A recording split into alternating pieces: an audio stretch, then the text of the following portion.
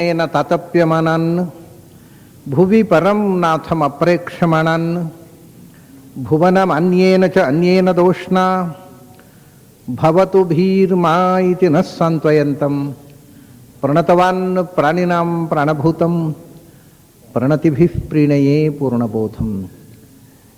ನಾರಾಯಣಂ ಸುರಗುರುಂ ಜಗದೇಕನಾಥಂ ಭಕ್ತಪ್ರಿಯಂ ಸಕಲಲೋಕ ನಮಸ್ಕೃತಂಚ ತ್ರೈಗುಣ್ಯವರ್ಜಿತಮಜಂ ವಿಭುಮಾದ್ಯಮೀಶಂ ವಂದೇ ಭವಘ್ನಂ ಅಮರಾಸುರಸಿದ್ಧವಂದ್ಯಂ.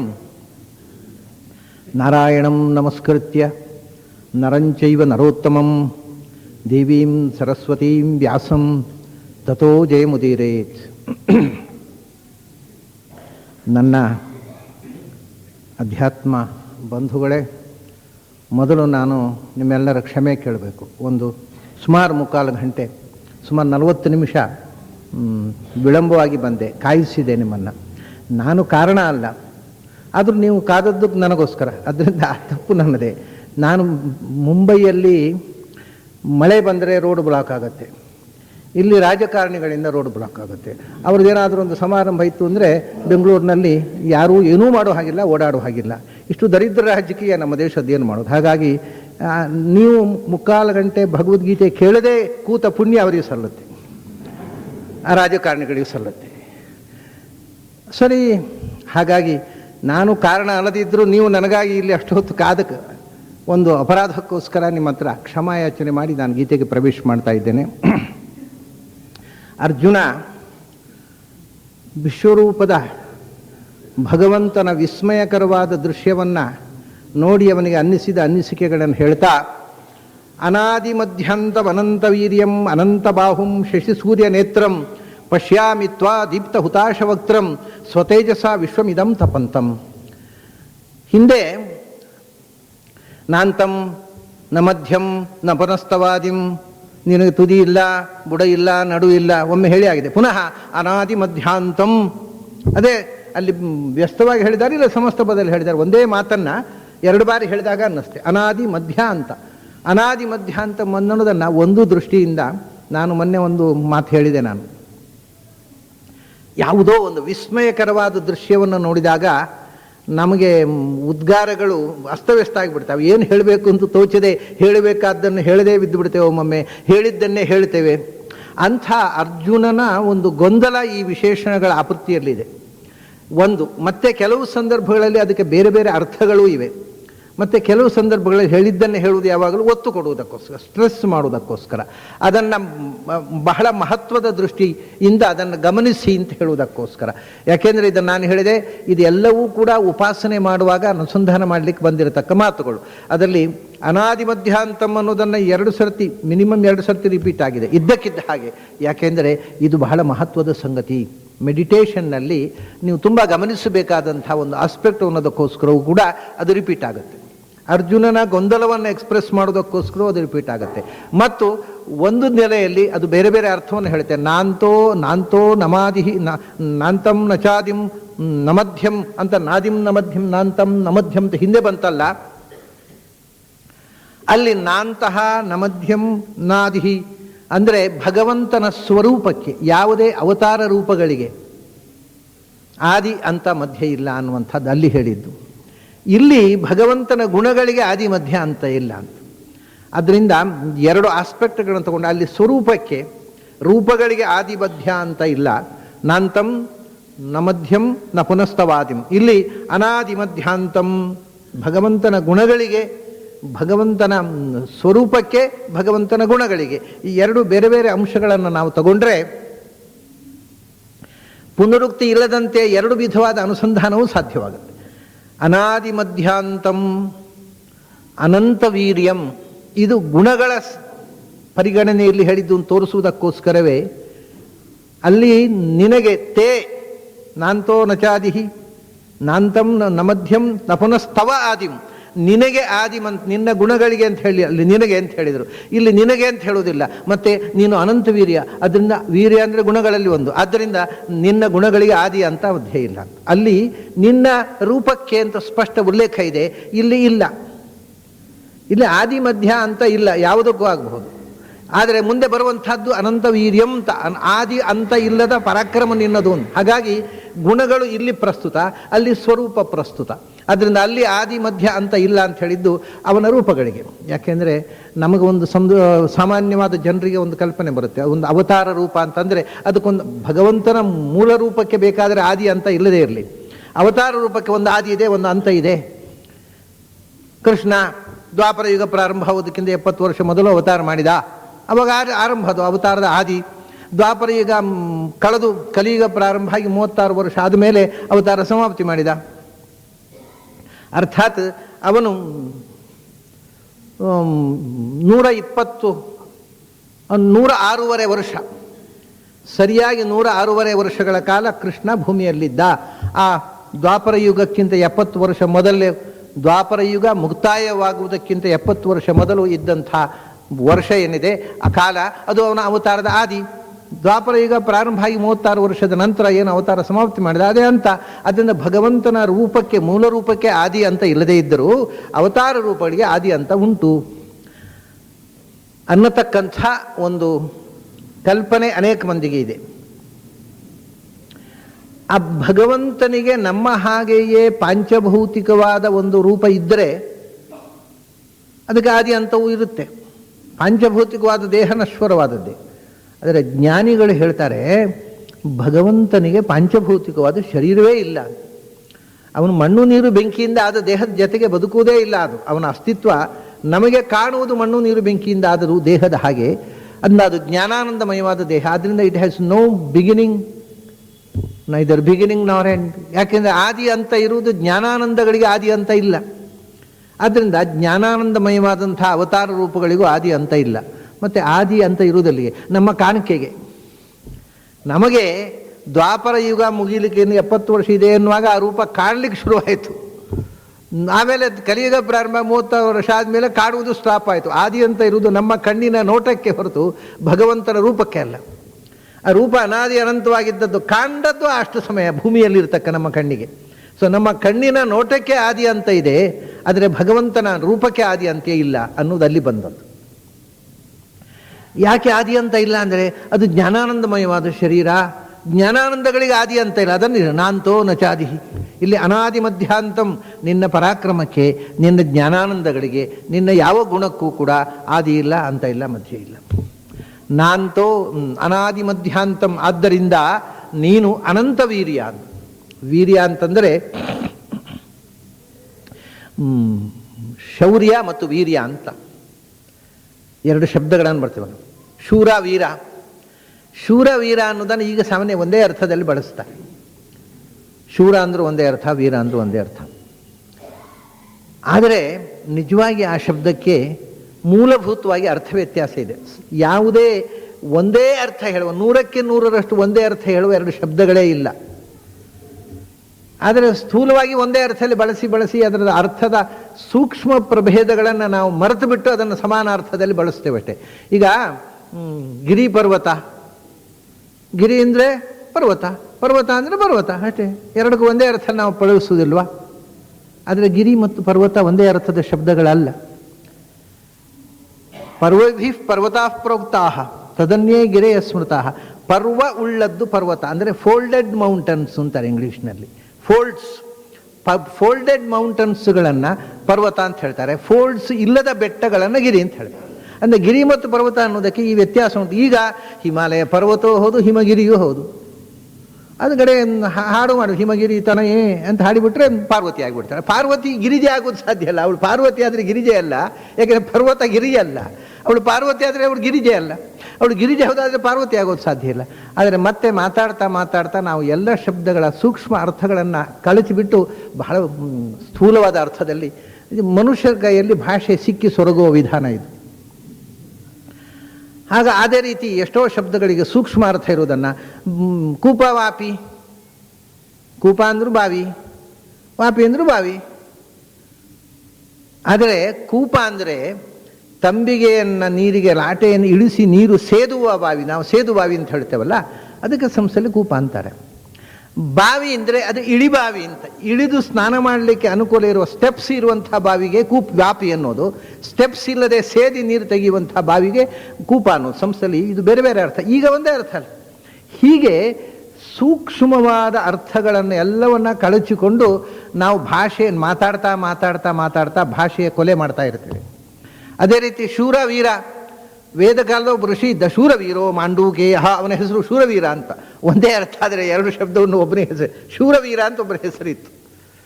ಅಂದರೆ ಏನು ಅಂದರೆ, ನೀವು ಇವತ್ತು ಲೆಕ್ಸಿಕನ್ ಮೀನಿಂಗ್ ನೋಡಿದರೂ ಕೂಡ, ಧಾತುಪಾಠ ನೋಡಿದರೂ ಕೂಡ ಶೂರವಿಕ್ರಾಂತವು ವೀರವಿಕ್ರಾಂತವು ಒಂದೇ ಅರ್ಥ. ಈಗಂದರೆ ವ್ಯಾಕರಣದಲ್ಲಿ ಧಾತುಪಾಠ ಹೇಳುವವರಿಗೆ ಕೂಡ ಹೊಸ ಏನು ಶಬ್ದ ಹೇಳೋದು, ಅವ್ರು ಹಾಗೆ ಕೆಲವು ಭೂ ಅಂದರೆ ಏನು, ಭೂ ಸತ್ತಾಯಂ, ಸತ್ತು ಅಂದ್ರೇನು, ಅಸಭುವಿ, ಅದಕ್ಕೆ ಇದು ಅರ್ಥ, ಇದಕ್ಕೆ ಅದು ಅರ್ಥ, ದೇವರೇ ಗತಿ, ಹಾಗಾದ್ರೆ ಅರ್ಥ ಯಾಕೆ ಹೇಳಬೇಕು? ಹಾಗೆ ಶೂರವೀರ ವಿಕ್ರಾಂತ ಅಂತ, ಆ ವಿಕ್ರಾಂತಿಯಲ್ಲಿ ವ್ಯತ್ಯಾಸ ಇದೆ. ವೀರ್ಯ ಅಂದರೆ ಏನು ಗೊತ್ತಾ, ಇನ್ನೊಬ್ಬರ ಪೌರುಷವನ್ನು ಸದೆಬಡಿಯುವ ತಾಕತ್ತು, ಅದು ವೀರ್ಯ. ಅಂದರೆ ಅವನು ವೀರ ಅಂದರೆ ಇನ್ನೊಬ್ಬರನ್ನು ಸೋಲಿಸಬಲ್ಲ ಶಕ್ತಿ ಇರತಕ್ಕವ. ಶೂರ ಅಂದರೆ ಇನ್ನೊಬ್ಬರಿಗೆ ಸೋಲದವ ಅಂತ. ವೀರ ಅಂದರೆ ಇನ್ನೊಬ್ಬರನ್ನು ಸೋಲಿಸುವವ, ಶೂರ ಅಂದರೆ ಇನ್ನೊಬ್ಬರಿಗೆ ಸೋಲದವ. ಸಣ್ಣ ಅರ್ಥ ವ್ಯತ್ಯಾಸ ಇದೆ ಅದರಲ್ಲಿ. ಶೌರ್ಯ ಅಂದರೆ ಇನ್ನೊಬ್ಬರ ಮುಂದೆ ತಲೆ ಬಗ್ಗಿಸದಂಥ ಒಂದು ಅಧಟು, ಎದೆಗಾರಿಕೆ. ವೀರ್ಯ ಅಂದರೆ ಇನ್ನೊಬ್ಬರನ್ನು ತಲೆ ಬಗ್ಗಿಸುವಂತೆ ಮಾಡುವ ಸಾಮರ್ಥ್ಯ. ಅಂತತಃ ಎರಡಕ್ಕೂ ತಾತ್ಪರ್ಯ ಒಂದೇ ಇರಬಹುದು, ಆದರೆ ಅರ್ಥ ವ್ಯತ್ಯಾಸ ಉಂಟು. ಇನ್ನೊಬ್ಬರ ತಲೆ ಬಗ್ಗಿಸುವವ ವೀರ, ಇನ್ನೊಬ್ಬರಿಗೆ ತಲೆ ಬಗ್ಗಿಸದವ ಶೂರ. ಒಬ್ಬನೆಯಲ್ಲಿಯೇ ಎರಡೂ ಕ್ವಾಲಿಟಿ. ಅದರಿಂದ ನೀನು ಬರೇ ಶೂರ ಆದರೆ ಸಾಲದು, ವೀರ ಆಗ ಶೂರವೀರ ಅಂತ ಮಗನಿಗೆ ಹೆಸರಿಟ್ಟಿದ್ದ ಒಬ್ಬ ವೇದಕಾಲದ ಋಷಿ. ಇವೆಲ್ಲ ಈ ಸೂಕ್ಷ್ಮಾರ್ಥಗಳನ್ನು ತಿಳ್ಕೊಂಡ್ರೆ ಭಾಷೆ ಏನು ಮಜಾ, ಇಟ್ಸ್ ಎ ಪ್ಲೆಷರ್. ಭಾಷಾಶಾಸ್ತ್ರ ಅನ್ನೋದು ಪ್ರಾಯ ಅತ್ಯಂತ ರೋಚಕವಾದಂಥ ಒಂದು ಸಂಗತಿ. ಅದು ನಮಗೆ ಈ ಸೂಕ್ಷ್ಮಾರ್ಥಗಳನ್ನು ತಿಳ್ಕೊಳ್ಳುವ ಬುದ್ಧಿ ಹೋಗಿ ಯಾವುದನ್ನು ಏನಾದರೂ ಒಂದು ಅರ್ಥದಲ್ಲಿ ಪ್ರಯೋಗ ಮಾಡೋದು, ಮಾತನಾಡೋದು ಬಂದ್ಲಿಕ್ಕೆ ಹೋಗಿ ಈ ಭಾಷೆಯ ಸೊಬಗನ್ನೇ ನಾವು ಕಳ್ಕೊಳ್ತಾ ಇದ್ದೀವಿ, ಆನಂದವನ್ನು. ಎಷ್ಟೋ ಸರ್ತಿ ಒಂದು ಭಾಷೆ ಮತ್ತು ಇನ್ನೊಂದು ಭಾಷೆಗೆ ನಾನು ಯಾವಾಗ ಹೇಳೋದುಂಟು ನೋಡಿ. ಈಗ ನಮ್ಮಲ್ಲಿ ಬಹಳ ಜನ ಗಮನಿಸದ ಬಹಳ ಪ್ರಸಿದ್ಧವಾದ ಉಪ ಅನ್ನುವ ಶಬ್ದ. ಉಪ ಅಂತಂದರೆ ಏನು? ಉಪ ಅಂದರೆ ಸಮೀಪ, ಹತ್ತಿರದಲ್ಲಿ. ಉಪನಯನ ಅಂದರೆ ಕಣ್ಣಿನ ಹತ್ತಿರ ಇರತಕ್ಕಂಥ ಸ್ಪೆಕ್ಸು. ಉಪಾಧ್ಯಾಯ ಅಂದರೆ ಅಧ್ಯಯನಕ್ಕೆ ಹತ್ತಿರ, ಪೂರ್ವ ಅಧ್ಯಯನ ಆಗಲಿಲ್ಲ ಅವರು ಉಪಾಧ್ಯಾಯರು, ಅಧ್ಯಯನಕ್ಕೆ ಹತ್ತಿರ ಇರು, ಇನ್ನೂ ಅಧ್ಯಯನ ಮಾಡದೆ ಅಧ್ಯಯನಕ್ಕೆ ಹತ್ತಿರ ಹೋದವರು ಉಪಾಧ್ಯಾಯರು. ಹೀಗೆ ಎಲ್ಲ. ಉಪವಾಸ ಅಂದರೆ ಯಾವಾಗ ಏಕಾದಶಿ ಹೋಗುತ್ತೆ, ಯಾವಾಗ ದ್ವಾದಶಿ ಬರುತ್ತೆ ಅಂತ ಅತ್ತೆ ಹತ್ತಿರದಲ್ಲೇ ಕೂತ್ಕೊಂಡವರು. ಹೀಗೆ ಅರ್ಥ ಮಾಡ್ತಾ ಹೋಗ್ತಾರೆ. ನಿಜವಾಗಿ ಭಾಷೆಯ ಕೊಲೆ ಇದೆಲ್ಲ. ಉಪ ಅನ್ನೋದಕ್ಕೆ ಹತ್ತಿರ ಅನ್ನೋ ಅರ್ಥ, ಅಥವಾ ಸಬಾರ್ಡಿನೇಟ್, ಉಪಸಂಪಾದಕ, ಉಪನದಿ, ಇವು ಸಬಾರ್ಡಿನೇಟ್ ಅನ್ನೋ ಅರ್ಥ, ನಿಯರ್ ಅನ್ನೋ ಅರ್ಥ ಅಲ್ಲ. ಅದು ಮತ್ತೆ ಬಂದ ಅರ್ಥ. ಉಪ ಅಂದರೆ ಉಪರಿ, ಊಪರ್, ಮೇಲೆ ಅಂತ ಅರ್ಥ. ಅದು ಎಷ್ಟು ಸುಂದರವಾದ, ಅದನ್ನು ಮರೆತೇ ಬಿಟ್ಟಿದ್ದೇವೆ ಇವತ್ತು. ನೀವು ಡಿಕ್ಷನರಿ ನೋಡಿದ್ರೆ ಉಪ ಅನ್ನೋದಕ್ಕೆ ಮೇಲೆ ಅನ್ನೋ ಅರ್ಥವೇ ಇಲ್ಲ. ಉಪ ಅಂದರೆ ಉಪರಿ, ಕನ್ನಡದಲ್ಲಿ ಉಪ್ಪರಿಗೆ, ಹಿಂದಿಯಲ್ಲಿ ಊಪರ್, ಇಂಗ್ಲೀಷ್ನಲ್ಲಿ ಅಪ್, ಅದು ಉಪವೇ. ಯು ಪಿ ಅಂತ ಬರೋದು ಉಪ್ಪು ಅಂತ ಹೇಳಿದ್ರೆ ಅಪ್ಪು ಅಂತ ಹೇಳ್ತಾವೆ ಅವು. ಅವು ಬಾಯಿ ಬಂದಾಗ ಉಚ್ಚಾರ ಮಾಡ್ತವೆ ಅವು. ಇರೋದು ಇದನ್ನೇ ಕದ್ದು ಬರೋದಲ್ವ. ಯು ಪಿ ಅಂದರೆ ಅಪ್ಪು, ಅದು ಉಪ್ಪಿನಿಂದ, ಉಪದಿಂದ ಬಂದದ್ದು. ಅದೇ ಉಪರ ಅಪ್ಪರ ಆಯಿತು. ಅದೇ ಜರ್ಮನ್ ಭಾಷೆಯಲ್ಲಿ ಓಬೇರ್ ಆಯಿತು. ಎಲ್ಲ ಪ್ರಪಂಚದ ಭಾಷೆಯಲ್ಲೂ ಉಪ ಅನ್ನೋದಕ್ಕೆ ಮೇಲೆ ಅಂತ ಅರ್ಥ ಇರೋದು. ಇದು ಭಾಷೆಗಳ, ಪ್ರಪಂಚದ ಎಲ್ಲ ಭಾಷೆಗಳನ್ನು ಓದಿದರೆ ನಮಗೆ ಒಂದು ಭಾಷೆಗೊಂದು ಭಾಷೆಗೂ ಇರುವ ಅರ್ಥ ಸಾಮ್ಯ ನೋಡಿ ದಿಗಿಲಾಗತ್ತೆ. ದಿಗಿಲಿಗಿಂತ ಹೆಚ್ಚು ಆನಂದ ಆಗುತ್ತೆ ಅನ್ನ. ಅದೇ ರೀತಿ ಶೂರ, ವೀರ ಅಂದರೆ ಅರ್ಥ ಸ್ವಲ್ಪ ವ್ಯತ್ಯಾಸ ಇರತಕ್ಕಂಥದ್ದು ಇಲ್ಲಿ. ಒಂದು ಇನ್ನೊಬ್ಬರನ್ನು ಮಣಿಸುವ ಶಕ್ತಿ, ಮತ್ತೊಬ್ಬರಿಗೆ ಮಣಿಯದ ಶಕ್ತಿ. ಈ ಎರಡು ಶಕ್ತಿಗಳು ಬೇರೆ ಬೇರೆ. ಇನ್ನೊಬ್ಬರನ್ನು ಮಣಿಸುವವನು ತಾನು ಇನ್ನೊಬ್ಬರಿಗೆ ಮಣಿಬಾರದು ಅಂತೇನಿಲ್ಲ, ಒಂದು ಸಲ ಇನ್ನೊಬ್ಬರಿಗೆ ಮಣಿಬಹುದು. ಆದ್ದರಿಂದ ಈ ಎರಡು ಶಕ್ತಿಗಳು ಇದ್ದವನು ನಿಜವಾದ ಪರಾಕ್ರಮಿ ಅನ್ನೋ ಶೂರವೀರ. ಇಲ್ಲಿ ಅದನ್ನೇ ವೀರ್ಯ ಅನ್ನುವ ಶಬ್ದವನ್ನು, ಅನಂತ ವೀರ್ಯಂ ಅಂದರೆ ಎಲ್ಲರೂ ನಿನಗೆ ಮಣಿಯುತ್ತಾರೆ, ಅದು ಗೊತ್ತಿದ್ದ ವಿಷಯ. ನಿನ್ನ ಮುಂದೆ ಎಲ್ಲರೂ ನಿನ್ನ ಕಾಲಿಗೆ ಅರಗುತ್ತಾರೆ, ಆದರೆ ನೀನು ಯಾರಿಗೂ ತಲೆ ಬಗ್ಗಿಸುವುದಿಲ್ಲ. ಇನ್ನೊಬ್ಬರನ್ನು ಬಗ್ಗಿಸುವಂಥ, ತಲೆ ಬಗ್ಗಿಸುವ ಶಕ್ತಿ, ಇನ್ನೊಬ್ಬರನ್ನು ಮಣಿಸುವ ಶಕ್ತಿ, ಅದು ಅನಂತವಾದದ್ದು ನಿನ್ನಲ್ಲಿ. ಅನಂತ ನೋಡಿ, ಇಲ್ಲಿ ಇನ್ನು ಶೂರ ಅಂತ ಬೇರೆ ಹೇಳೋದು ಬೇಡ. ನಿನ್ನ ವೀರ್ಯ ಅನಂತ ಅಂತಂದರೆ ಇನ್ನೊಬ್ಬರನ್ನು ಬಗ್ಗಿಸುವ ಶಕ್ತಿ ಅನಂತ, ಅಪಾರ ಅಂದಮೇಲೆ ಇನ್ನೊಬ್ಬರಿಗೆ ಇವನು ಬಗ್ಗುವ ಪ್ರಮೇಯವೇ ಬರೋದಿಲ್ಲ. ಅದು ಸಾವಧಿಕ ಆದರೆ ಇದಕ್ಕಿಂತ ದೊಡ್ಡ. ಅದರಿಂದ ಅನಂತ ವೀರ್ಯ ಅನ್ನುವುದರಿಂದ ಅನಂತ ಶೌರ್ಯ ಅನ್ನೋದು ಸಿದ್ಧವಾಗಬೇಕು. ಅನಾದಿ ಮಧ್ಯಾಂತಂ ಅನಂತ ವೀರ್ಯಂ. ಅನಂತ ಅಂದರೆ ಒಂದು ನಾಶ ಇಲ್ಲದ್ದು, ನಾಶ ಇಲ್ಲದೆ ಇದ್ದದ್ರಿಂದಲೇ ಹುಟ್ಟು ಇಲ್ಲದ್ದು, ಹುಟ್ಟು ಇಲ್ಲ, ಆದಿ ಮಧ್ಯ ಇಲ್ಲದ್ದು ಅನ್ನೋದೇ ಅರ್ಥ. ಅಷ್ಟೇ ಅಲ್ಲ, ಆದಿಮಂತಿ ಅದಕ್ಕೆ ಸಾವಿಲ್ಲ, ಆದರೆ ಅದಕ್ಕೊಂದು ಲಿಮಿಟ್ ಇದೆ. ಅಂತ ಅಂದರೆ ಲಿಮಿಟ್ಟು, ಕೊನೆಯ ಲಿಮಿಟ್ಟು. ಇದು ಅನಂತ ಅಂದರೆ ಅನ್ಲಿಮಿಟೆಡ್ ಅಂತ. ಅದಕ್ಕೆ ಎತ್ತ ಇಲ್ಲ, ಪರಿಧಿ, ಸೀಮಾ ಇಲ್ಲ, ಅಸೀಮ. ಹಾಗಾಗಿ ನಾಶ ಇಲ್ಲದ, ಲಿಮಿಟ್ ಇಲ್ಲದ ಪರಾಕ್ರಮನೆಂದು ಅನಾದಿ ಮಧ್ಯಾಂತಂ ಅನಂತ ವೀರ್ಯಂ ಅನಂತ ಬಾಹುಂ. ಇದು ಯಾಕೆಂದರೆ ಹಿಂದೆ ಬಹುವಕ್ತ್ರ ನೇತ್ರಂ ಅಂತ ಒಂದು ಕಡೆ ಬಂದಿದೆ, ಅನೇಕ ಬಾಹುಂ ಅಂತ ಬಂದಿದೆ, ಅನೇಕ ವಕ್ತ್ರಾನನಂ ಅಂತ ಅನೇಕ ಅಂತ ಬಂದಿದೆ. ನಿನ್ನ ಅವಯವಗಳು ಅನೇಕ, ನಿನ್ನ ಅವಯವಗಳು ಬಹು. ಇಲ್ಲಿ ಬಹು ಮತ್ತು ಅನೇಕ ಎರಡಕ್ಕೆ ವ್ಯಾಖ್ಯಾನ ಮಾಡಿದರು. ಅನಂತ ಬಾಹುಂ ಅಂದರು. ಬಹು ಅಂದರೆ ಎಷ್ಟು ಅಂದರೆ ಅನಂತ. ನಿನ್ನ ಅವಯವಗಳು ನಾಶ ಇಲ್ಲದವುಗಳು ಮತ್ತು ಅಸಂಖ್ಯ, ಸಂಖ್ಯೆಗೆ ಸಿಗದಂಥವು. ಅನಂತ ಬಾಹುಂ. ನಿನ್ನ ಬಾಹು ಅಂದರೆ ಬಾಹು ಒಂದೇ ಅಲ್ಲ. ಅವನು ಒಂದೊಂದು ಸರ್ತಿ ಅವನಿಗೇನು ಹೀಗೆ ನೋಡುವಾಗ ಒಂದೊಂದು ಕಣ್ಣಿಗೆ ಆ ವಿಚಿತ್ರವಾದ ವಿಶ್ವರೂಪದ ಒಂದೊಂದು ಆಸ್ಪೆಕ್ಟ್ ಕಣ್ಣಿಗೆ ಕಾಣುತ್ತೆ.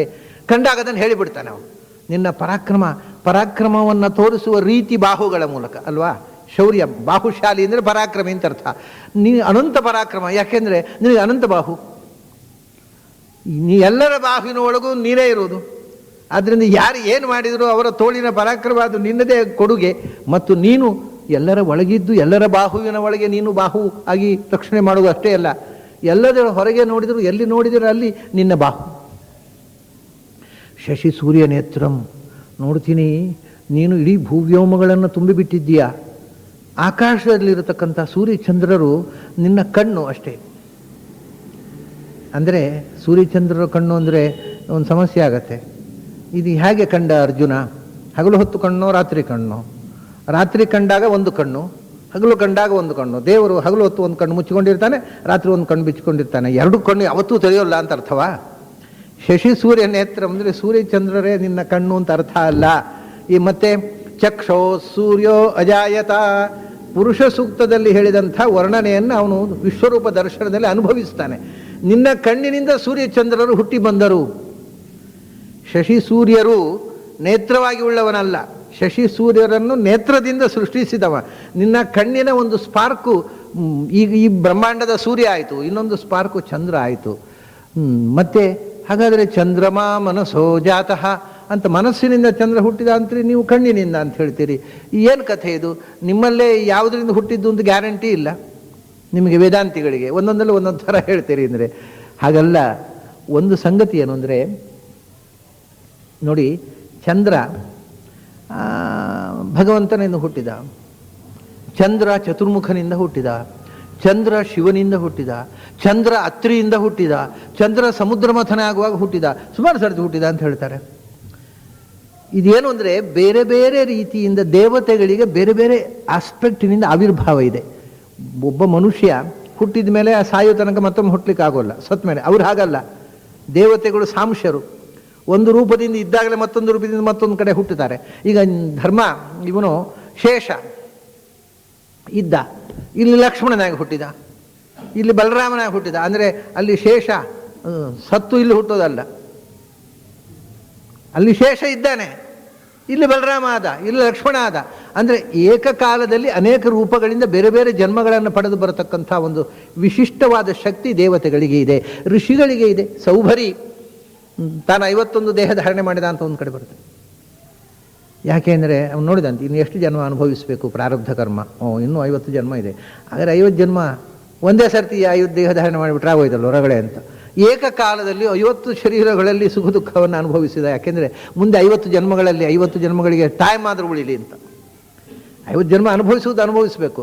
ಒಂದೇ ಕಾಲದಲ್ಲಿ 50 ಶರೀರ ಧಾರಣೆ ಮಾಡಿದ. ಹೀಗೆ ಒಂದು ವಿಶಿಷ್ಟವಾದಂತಹ ಶಕ್ತಿ ಇರತಕ್ಕ ಜೀವರುಗಳು ಅನೇಕ ರೂಪ ಧಾರಣೆ ಮಾಡೋದ್ರಿಂದ ಚಂದ್ರನಿಗೆ ಅನೇಕ ಬಾರಿ ಸೃಷ್ಟಿ ಇದೆ. ಒಂದು ಬಾರಿ ಮನಸ್ಸಿನಿಂದ ಸೃಷ್ಟಿ, ಒಂದು ಬಾರಿ ಕಣ್ಣಿನಿಂದ ಸೃಷ್ಟಿ. ಆದ್ದರಿಂದ ಕಣ್ಣಿನಿಂದ ಹುಟ್ಟಿದ ಅನ್ನೋದು ಸರಿ, ಮನಸ್ಸಿನಿಂದ ಹುಟ್ಟಿದ ಅನ್ನೋದು ಸರಿ. ಮನಸ್ಸಿನಿಂದ ಹುಟ್ಟಿದ್ದು ಅಂತ ಯಾಕೆ ಅಂದರೆ ಆದ್ದರಿಂದಲೇ ಚಂದ್ರನಿಗೆ ಮನಸ್ಸಿನ ಮೇಲೆ ಅಭಿಮಾನ. ಅವನ ಭಗವಂತನ ಮನಸ್ಸಿನಿಂದ ಹುಟ್ಟಿದವ ನಮ್ಮ ಮನಸ್ಸನ್ನು ನಿಯಂತ್ರಿಸುವವ. ಮನಸ್ಸಿನ ಮೇಲೆ ಚಂದ್ರನಿಗೆ ನಿಯಂತ್ರಣ ಬರುತ್ತೆ ನೋಡಿ. ಹೇಳ್ತಾರೆ ಹಳ್ಳಿಯಲ್ಲಿ ಜನ ಹೇಳ್ತಾರೆ, ಸ್ವಲ್ಪ ಪೇಟೆಗಳಲ್ಲೂ ಈಗೀಗ ಹೇಳ್ತಾರೆ, ಹಳ್ಳಿಯಲ್ಲಿಂದ ಹೇಳ್ತಿದ್ರು ಏನು ಅಂದರೆ ಯಾರಾದರೂ ಸ್ವಲ್ಪ ಮಾತು ಜಾಸ್ತಿ, ಅದೇನು ರೀ ಅವರು ಹಾಗೆ ಮಾತಾಡೋದು, ಅದು ಹುಣ್ಣಿಮೆ ಅಮಾವಾಸ್ಯೆ ಹತ್ತಿರ ಬಂತು ನೋಡಿ. ಯಾಕೆಂದರೆ ಹುಣ್ಣಿಮೆ ಅಮಾವಾಸ್ಯೆ ಬಂದಾಗ ಮೈಂಡಿನ ಮೇಲೆ ಚಂದ್ರ, ಅಂದರೆ ಹುಣ್ಣಿಮೆ ಅಮಾವಾಸ್ಯೆ ಅಂದರೆ ಚಂದ್ರನಿಗೆ ಸಂಬಂಧಪಟ್ಟ ತಿಥಿ, ಆವಾಗ ಮೈಂಡಿನ ಮೇಲೆ ಕೆಲಸ ಆಗುತ್ತೆ. ಅಂದರೆ ಸ್ವಲ್ಪ ಅದು ಹಾಗೆ ಹುಣ್ಣಿಮೆ ಬಂದರೆ ಸ್ವಲ್ಪ ಎದ್ವಾ ತದ್ವಾ ಮಾತಾಡ್ತಾರೆ. ಅಂದರೆ ಹುಣ್ಣಿಮೆ ಚಂದ್ರ ಮೂಡಿ, ಹೇಗೆ ಸಮುದ್ರ ಹುಣ್ಣಿಮೆ ಚಂದ್ರ ಬಂದಾಗ ಚಂದ್ರನ ಸೆಳೆತಕ್ಕೆ ಒಳಗಾಗಿ ನೀರು ಮೇಲಕ್ಕೆ ಬರುತ್ತೆ. ಅಂದರೆ ಇದನ್ನು ಮೇಲಕ್ಕೆ ಎಳಿತಾರೆ ಅಂತ ಇಷ್ಟ ಅರ್ಥ ಆಯಿತು. ಲಘುವಾಗಿದ್ದರಿಂದ ನೀರು ಮೇಲಕ್ಕೆ ಚಿಮ್ಮುತ್ತೆ, ಮಣ್ಣು ಕೂಡ ಮೇಲಕ್ಕೆ ಬರ್ತಿತ್ತು, ಅದು ಗಟ್ಟಿ ಇದ್ದದ್ದೇ ಮೇಲಕ್ಕೆ ಬಂದದ್ದು ಕಾಣಲಿಲ್ಲ. ಸೆಳೆತ ಎಳೆದು ಹಿಡಿದರೂ ಕೂಡ ಅದು ಎದ್ದು ಹಾರಲಿಲ್ಲ ಮೇಲೆ. ಹಾಗೆಯೇ ಈ ದೇಹದಲ್ಲಿ ಮನಸ್ಸನ್ನು ಎಳಿತನು.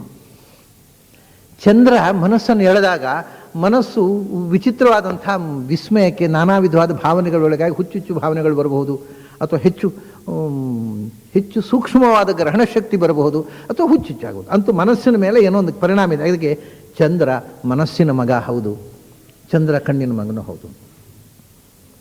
ಶಶಿ ಸೂರ್ಯ ನೇತ್ರಂ, ಆಮೇಲೆ ಪಶ್ಯಾಮಿತ್ವಾ ದೀಪ್ತ ಹುತಾಶ ವಕ್ತ್ರಂ, ಮುಖಾದಿಂದ್ರಶ್ಚಾಗ್ನಿಶ್ಚ ಪ್ರಾಣಾದ್ವಾಯುರಜಾಯತ.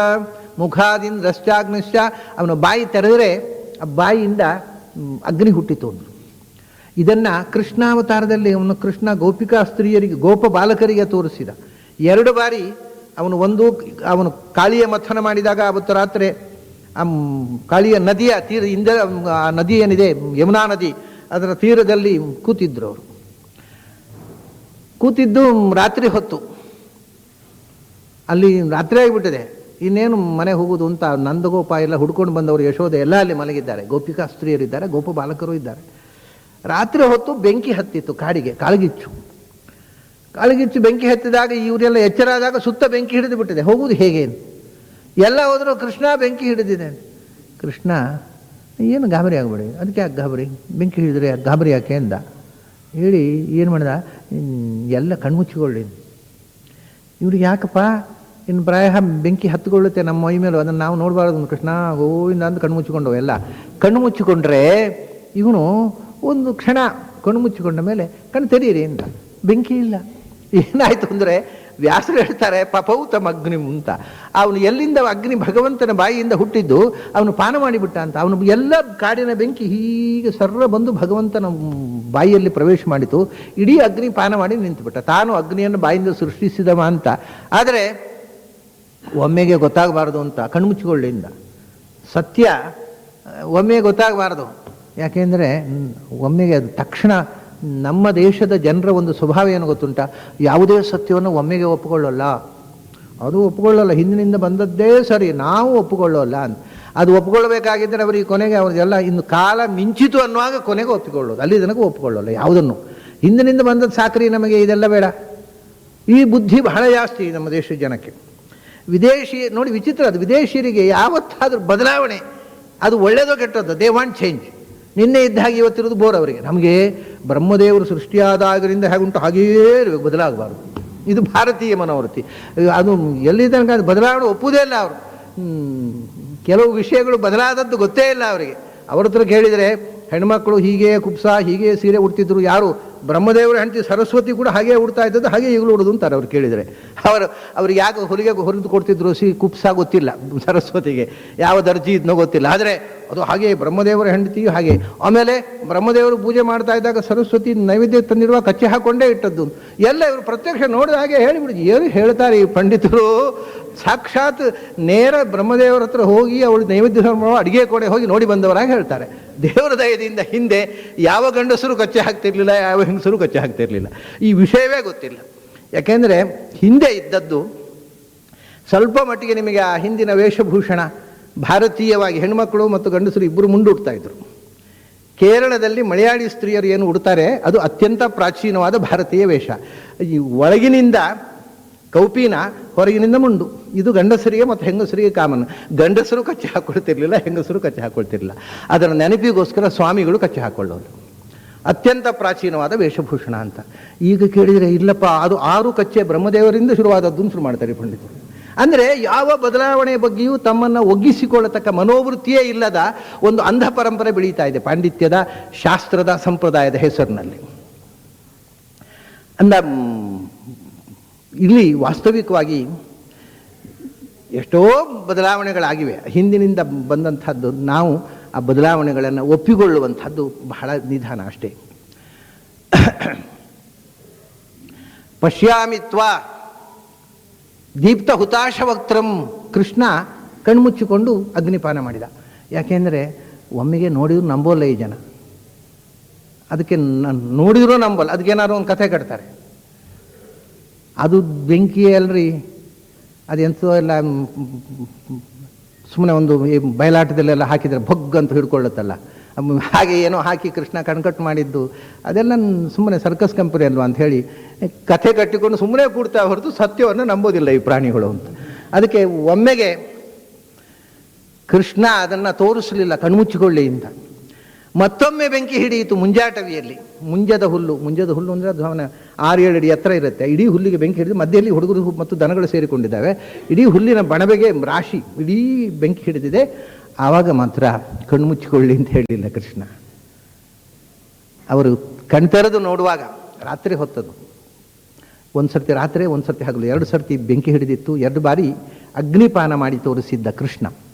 ಅದನ್ನೇ ಅದನ್ನು ಅರ್ಜುನ ಅದನ್ನು ನೆನಪಿಸಿಕೊಂಡೋ ಏನೋ, ಯಾಕಂದ್ರೆ ಅವನು ನೋಡಿಲ್ಲ, ಕೇಳಿರ್ಬೋದಲ್ಲ ಅರ್ಜುನ. ಕೃಷ್ಣ ಮಗುವಾಗಿದ್ದಾಗ ಅಗ್ನಿಪಾನ ಮಾಡಿದ್ದ 2 ಬಾರಿ ಅಂತ ಅವನು ಹೇಳ್ತಾನೆ. ದೀಪ್ತ ಹುತಾಶ ವಕ್ತ್ರಂ, ಉಗುಳುವ ಬೆಂಕಿ, ನಿನ್ನ ಬಾಯಿಯಿಂದ ಬೆಂಕಿಯ ಜ್ವಾಲೆ ಹೊರಗೆ ಬರ್ತಾ ಇದೆ, ನಾನು ನೋಡ್ತಾ ಇದ್ದೀನಿ. ನೀನು ಬಾಲಲೀಲೆಯಲ್ಲಿ ತೋರಿಸಿದ್ದನ್ನು ನಾನು ಇವತ್ತು ಪ್ರತ್ಯಕ್ಷ ನೋಡ್ತಾ ಇದ್ದೀನಿ ಅಂತ. ಪಶ್ಯಾಮಿ ತ್ವಾ ದೀಪ್ತ ಹುತಾಶ ವಕ್ತ್ರಂ. ಮತ್ತೆ ಆ ಬೆಂಕಿ ಹೊರಗೆ ಬರ್ತಾ ಇದೆ. ಏನಾಗ್ತಾ ಇದೆ? ಆ ಬೆಂಕಿಯಲ್ಲಿ ಈ 18 ಅಕ್ಷೋಹಿಣಿ ಸೇನೆಯು ಸುಟ್ಟು ಭಸ್ಮವಾಗುವಂತಹ ದಾಹ, ತಡೆಯಲಾರದ ದಾಹಕ್ಕೆ ಒಳಗಾಗಿ ಹೇಳ್ತಾನೆ. ಸ್ವತೇಜಸ ವಿಶ್ವಮಿದಂ ತಪಂತಂ.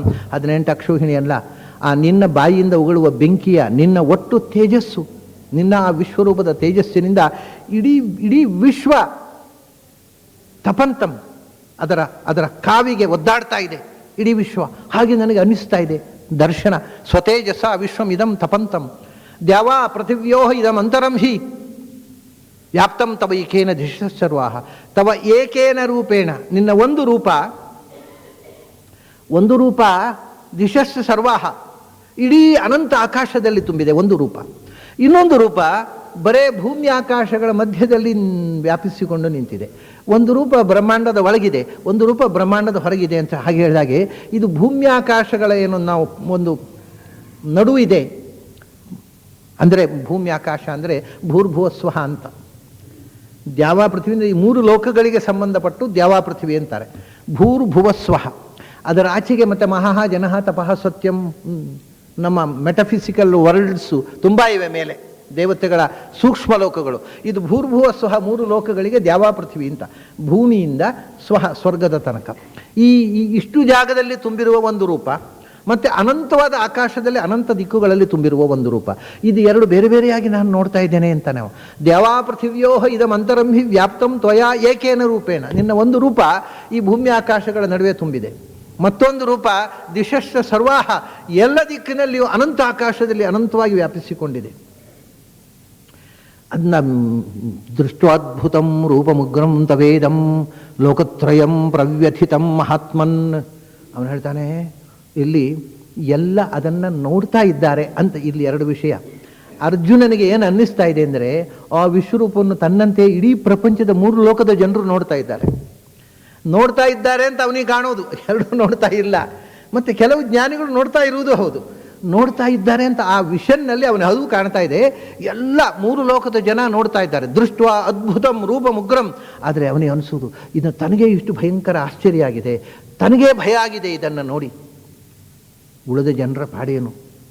ಹೇಳ್ತಾನೆ ಲೋಕತ್ರಯಂ ಪ್ರವ್ಯಥಿತಂ ಆತ್ಮನ್ನಂತ. 3 ಲೋಕದ ಜನವು ನಿನ್ನ ಅದ್ಭುತವೂ ಉಗ್ರವಾದ ಈ ರೂಪವನ್ನು ನೋಡಿ, ಲೋಕತ್ರಯಂ ಪ್ರವ್ಯಥಿತಂ, ಇಡೀ 3 ಲೋಕದ ಜನ ಇದನ್ನು ನೋಡಿ ಗಾಬರಿಯಾಗಿ ತತ್ತರಿಸಿ ಹೋದ್ರಲ್ಲಪ್ಪ, ಗಾಬರಿ ಪಡ್ತಾ ಇದ್ದಾರೆ ಜನ ಇದನ್ನು ನೋಡಿ. ಮಹಾತ್ಮನ್, ಏನು ಮಹಿಮೆ ನಿನ್ನದು, ಎಂಥ ಪೂರ್ಣವಾದ ಮಹಾ ಅಂದರೆ ಮಹತ್ತಾದ, ಆತ್ಮ ಅಂದರೆ ಶರೀರತಃ ಕೂಡ ಮಹತ್ತಾಗಿರುವವ, ಮತ್ತು ಪರಿಪೂರ್ಣವಾದಂಥ ಶರೀರ, ಪರಿಪೂರ್ಣವಾದ ಸ್ವರೂಪಭೂತವಾದ ಶರೀರ. ಏನು ವಿಚಿತ್ರ ಇದು! ಇದನ್ನು ನೋಡಿ ಇಡೀ ಜಗತ್ತು ಕಂಗಾಲಾಗಿ ತತ್ತರಿಸಿ ಹೋಗಿದೆ. ಅಮೀಹಿತ್ವಾ ಸುರಸಂಘಾ ವಿಶಂತಿ ಕೇಚಿದ್ ಭೀತಾ ಪ್ರಾಂಜಲಯೋ ಗೃಣಂತಿ. ಅಮೀಹಿತ್ವಾ ಸುರಸಂಘಾ ವಿಶಂತಿ. ಈ ದೇವತೆಗಳು ದೇವತೆಗಳು ಅಂದರೆ ಮುಕ್ತರಾದ ಅವನಿಗೆ ಏನೆಲ್ಲ ಕಾಣುತ್ತೆ ನೋಡಿ. ಬರೀ ಸಂಸಾರಿಗಳಲ್ಲ, ಮುಕ್ತಿಗೆ ಹೋದಂಥವರು ಇದ್ದಾರಲ್ಲ, ಸೂರಸಂಘಾಹ, ಹಿಂದೆ ಮುಕ್ತರಾದವರು, ಈ ಹಿಂದಿನ ಕಲ್ಪದ ಬ್ರಹ್ಮ, ಹಿಂದಿನ ಕಲ್ಪದ ಇಂದ್ರ, ಅವರೆಲ್ಲ ಈ ಮುಕ್ತಿಗೆ ಹೋದರು. ಅವರೆಲ್ಲ ಕಾಣ್ತಾ ಇದ್ದಾರೆ. ಎಲ್ಲಿ? ಅವರು ಸೂರಸಂಘಾಹ ತ್ವಾಂ ವಿಶಂತಿ, ನಿನ್ನಿಂದ ಹೊರಗೆ ಬರ್ತಾ ಇದ್ದಾರೆ. ಕೆಲವರು ನಿನ್ನ ಒಳಗೆ ಹೋಗ್ತಾ ಇದ್ದಾರೆ.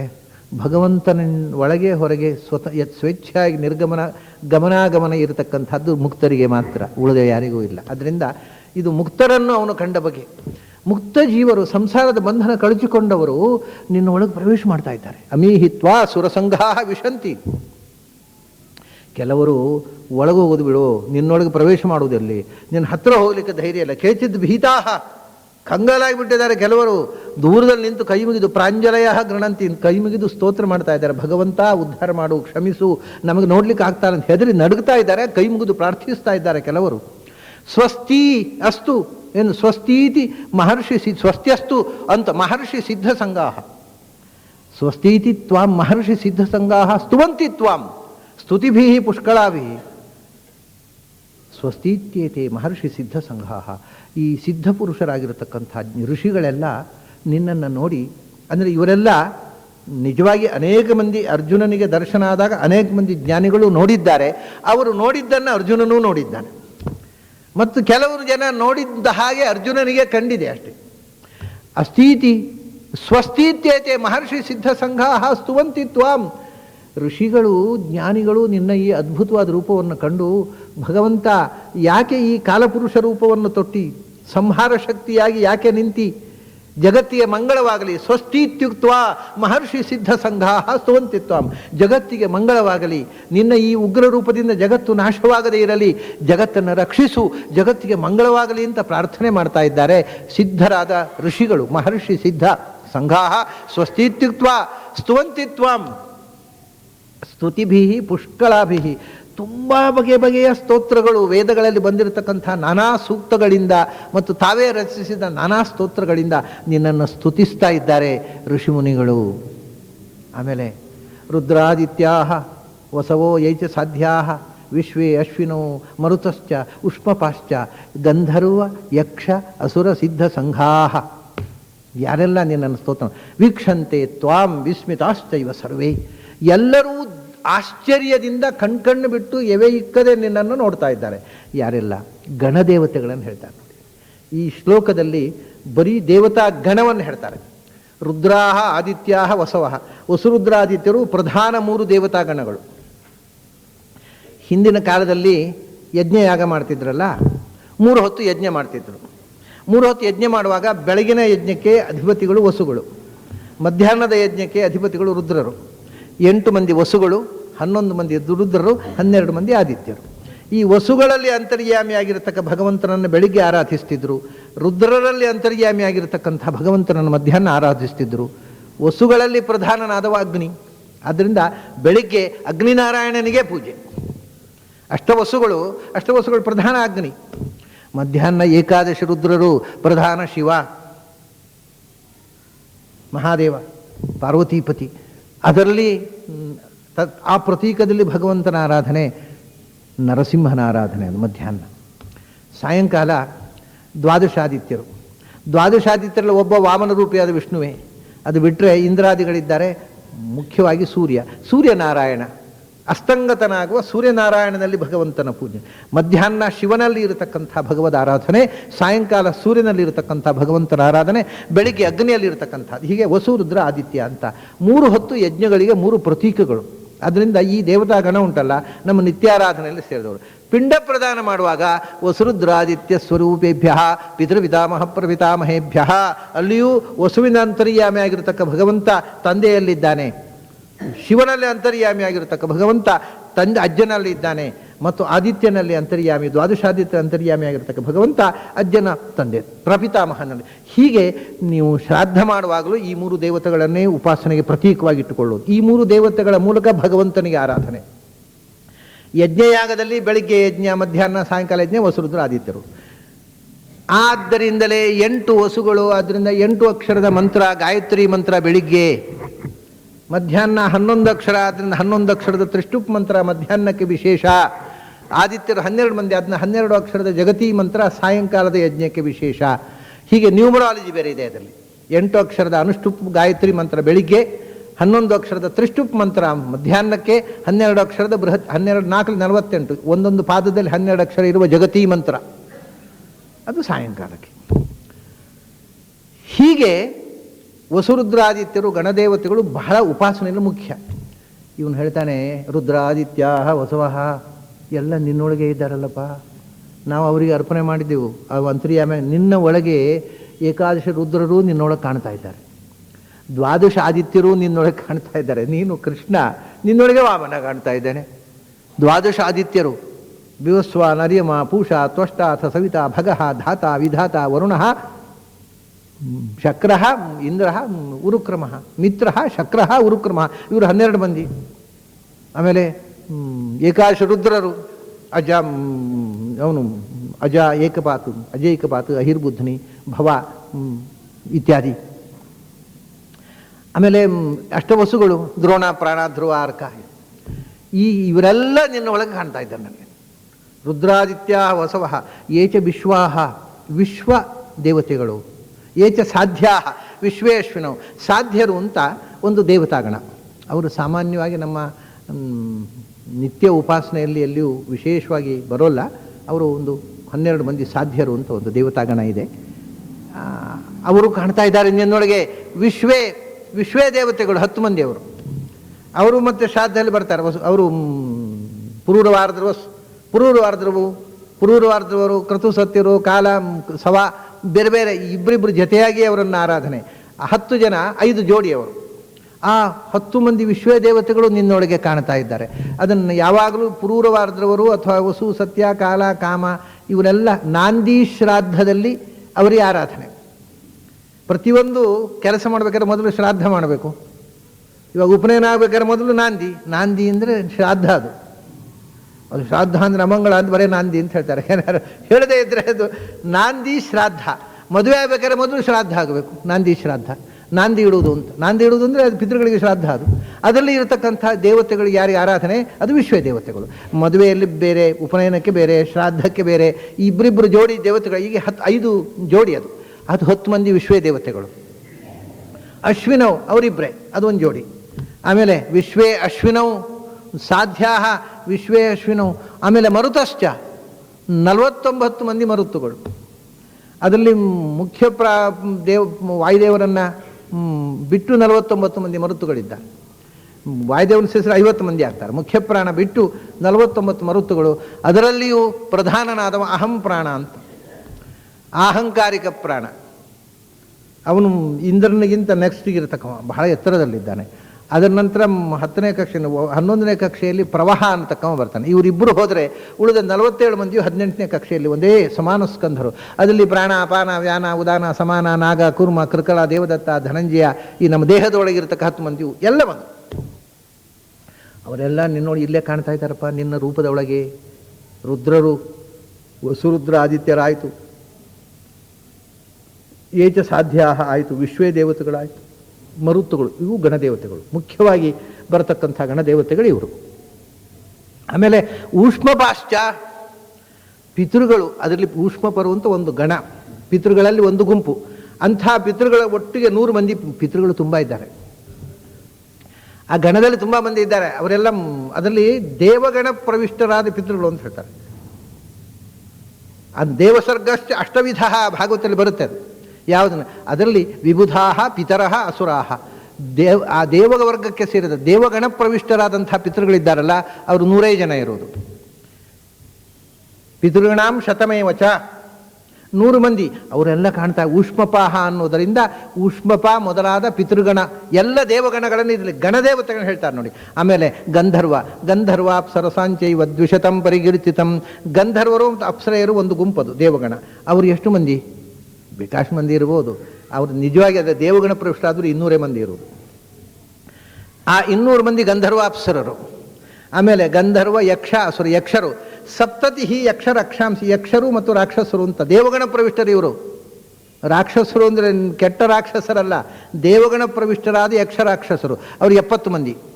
70 ಯಕ್ಷ ರಕ್ಷಾಂಸಿ. ಆಮೇಲೆ ಅಸುರರು ಇವರು ವಿಭೀಷಣ್ ಅಂಥವರು ದೇವಗಣ ಪ್ರವಿಷ್ಟ ಅಸುರರು. ಅವರು ಎಷ್ಟು ಅಸುರಾಸ್ತ್ರಿಂಶದೇವತು, ದೇವಗಣ ಪ್ರವಿಷ್ಟ ಅಸುರು 30 ಮಂದಿ ಇದ್ದಾರೆ, ಉಳಿದವರೆಲ್ಲ ಅಯೋಗ್ಯರು.